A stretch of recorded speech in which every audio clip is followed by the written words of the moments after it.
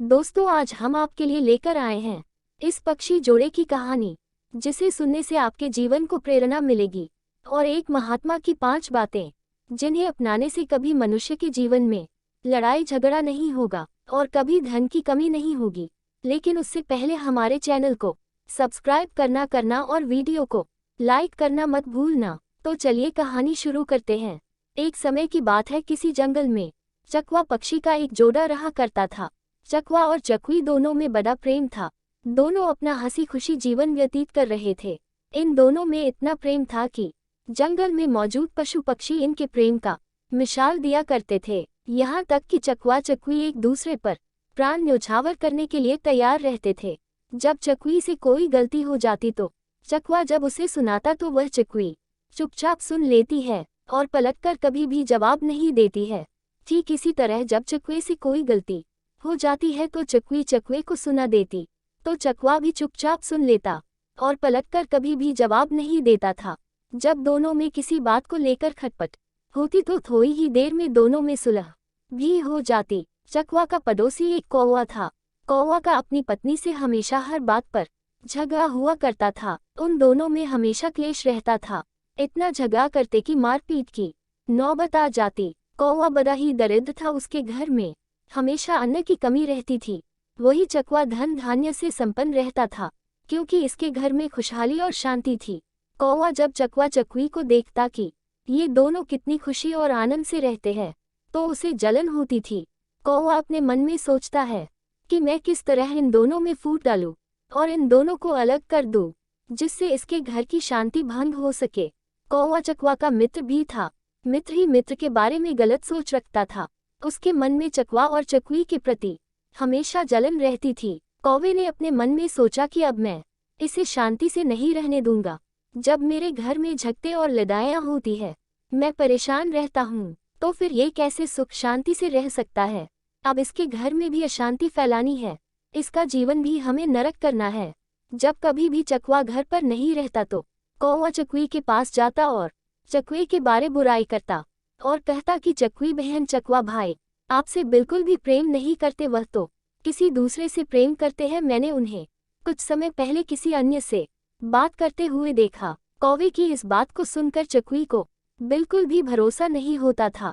चकवी कौवे की बात को नहीं सुनती है और उसके बात को हवा में उड़ा देती है। जब कभी चकवा अकेला रहता तो कौवा चकवा के पास जाकर चकवी की बुराई करता और कहता कि चकवा भाई, चकवी आपसे बिल्कुल भी प्रेम नहीं करती है, क्योंकि वह किसी अन्य से प्रेम करती है।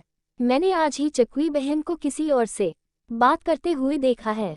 चकवा इन बातों को सुनकर हंसते हंसते टाल देता है और उस बात पर बिल्कुल भी भरोसा नहीं करता। अब इसी प्रकार कौवा चकवा और चकवी दोनों में बारी बारी से फूट डालने की कोशिश करता, लेकिन चकवा चकवी में इतना दृढ़ प्रेम था कि एक दूसरे पर विश्वास किया करते थे और दूसरों के बहकावे में नहीं आते थे।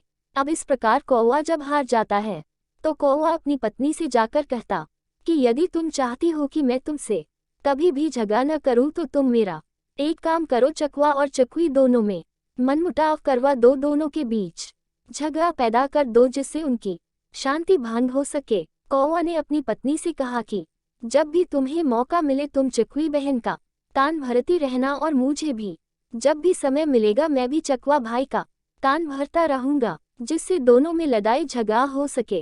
अब कौवे की पत्नी चकवी से जाकर कहती कि तुम्हारा पति तुमसे प्रेम नहीं करता, वो तो किसी दूसरे से प्रेम करता है। ठीक इसी तरह कौवा भी चकवा के पास जाकर कहता है, चकवा भाई, चकवी बहन आपसे प्रेम नहीं करती, वह किसी दूसरे से प्रेम करती है। कौवा और उसकी पत्नी अब प्रतिदिन चकवा और चकवी के कान भरते, जिससे धीरे धीरे चकवी को विश्वास होने लगा कि चकवी जरूर अब हमसे प्रेम नहीं करती है। ठीक इसी तरह चकवी को भी धीरे धीरे ये लगने लगा कि मेरा पति मुझसे प्रेम नहीं करता है। अब चकवा और चकवी में मनमुटाव होने लगा। दोनों के बीच झगड़े होने लगे, जिसकी वजह से लक्ष्मी जी ने चकवा और चकवी के घर को छोड़ दिया, क्योंकि जिस घर में लड़ाई झगड़े होते हैं उस घर में माँ लक्ष्मी का वास नहीं होता है। अब चकवा और चकवी के घर में दरिद्रता ने अपना वास कर लिया। जब चकवा और चकवी धन की कमी के कारण भूखों मरने लगते हैं तो ये देखकर कौवा को बड़ा सुकून मिलता है, उसे बड़ी प्रसन्नता मिलती है। एक दिन चकवा को यह एहसास होता है कि हमारे लड़ाई झगड़े की वजह से ये सब हो रहा है, तो वह अपनी पत्नी से कहता है कि प्रिय, देखा तुमने, जब हम दोनों एक दूसरे से लड़ाई झगड़े नहीं करते थे तो हमारा जीवन कितना सुखमय था और हमारे घर में अन्न धन की कोई कमी नहीं थी। लेकिन जब से हम दोनों आपस में लड़ने झगड़े करने लगे हैं, तब से हमारे घर में अन्न धन की कमी हो गई है। चकवे की बात सुनकर चकवी को अपनी गलती का एहसास होता है और वह चकवे से कहती है कि स्वामी, मुझसे गलती हो गई, मुझे माफ कर दीजिए। हमें इस प्रकार दूसरों की बातों में आकर आपस में लड़ना झगड़ना नहीं चाहिए।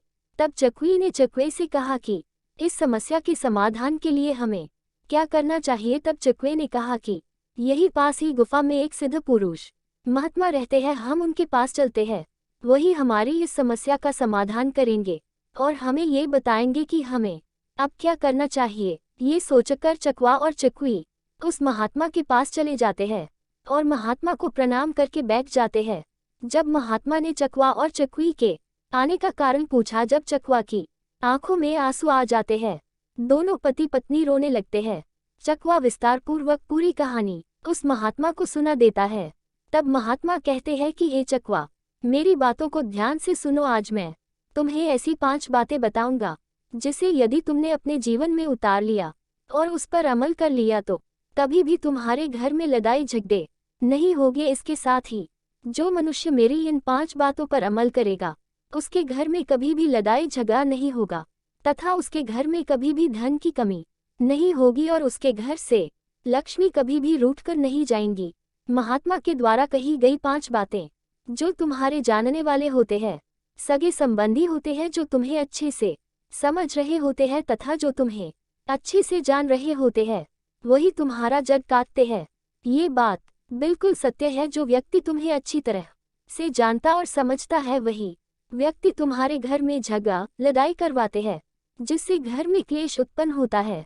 यही लोग आपके दुखों और समस्याओं का कारण बनते हैं। इसीलिए अपने करीबियों को राज की बातें या गुप्त बातें कभी भी मत बताना। अपने मित्र के सामने धनी होने का कभी भी दिखावा मत करना। अपने मित्र के सामने अपनी बड़ाई और दिखावा करोगे कि मैं बहुत धनवान हूँ, तो वो मित्र आपके बारे में गलत धारणा बना लेगा और आपसे घृणा करने लगेगा तथा आपसे दूर रहने लगेगा। इसीलिए अपने मित्र के सामने धनी होने का दिखावा मत करो। अन्य दूसरे के कहने पर कभी भी विश्वास नहीं करना चाहिए। जब तक कि स्वयं आप अपनी आंखों से देख न लो, तब तक आपको उन बातों पर विश्वास नहीं करना चाहिए। यदि किसी ने आपके अपनों के प्रति मनमुटाव पैदा कर दिया है, तो ऐसे में आप बिना कुछ जाने समझे उस पर विश्वास बिल्कुल भी न करें। कहीं कहाए और सुनी सुनाई बातों में नहीं आना चाहिए। हमें अपनों पर कभी भी शक नहीं करना चाहिए।